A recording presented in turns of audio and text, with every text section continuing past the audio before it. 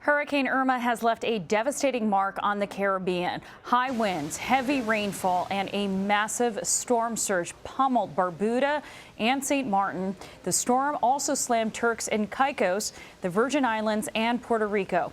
At least 10 people are reported to have died in its path, and now the Category 5 storm is headed west towards Florida. Acting Director of the National Hurricane Center, Ed Rappaport, joins us from Miami. Ed, which areas of Florida are most in danger based on the current forecast track of this hurricane?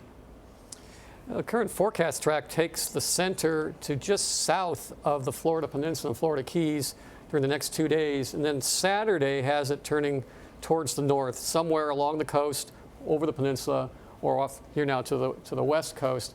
And that means that the first area that's of concern will be the Florida Keys and also the southern Florida Peninsula, potentially a direct hit there from a Category 4, maybe even a Category 5 hurricane. I mean, just judging by that track, Ed, that is very worrying. Those are some of the most densely populated places in Florida.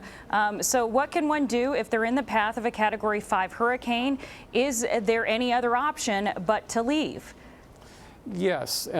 Fortunately, though, there's been quite a bit of warning lead time with this storm. We've been talking about it for 2, 3, 4 days now, and a lot of people have left the area. And the others, I'm proud to say, of the community here have been preparing, putting up their shutters, getting their supplies. So those who have gone will be probably in a safer location. Those who are here, though, if they're in a recently built structure, one from the 90s on forward, with shutters up, will be in pretty good shape. Okay. Florida has the strongest building code, and any building since the 1990s should be able to, people should be able to ride this out and be safe, even though there'll be a lot of damage. Okay, so that's interesting. Even with the current intensity, 185 mile per hour sustained winds, assuming it stays at that intensity, and let's talk about whether it will, a lot of houses in Florida will be able to withstand that. Based on what happened during Hurricane Andrew, which was about this strong, there was tremendous damage in Miami-Dade County, but very few people lost their lives due to the wind. So it will be a harrowing experience, but one in which most people, we believe, will pull through. Okay, and as I was saying, this has remained at a Category 5 level for a couple of days now, which I understand is pretty unprecedented in the Atlantic. Is the storm expected to maintain its intensity as it moves west toward Florida?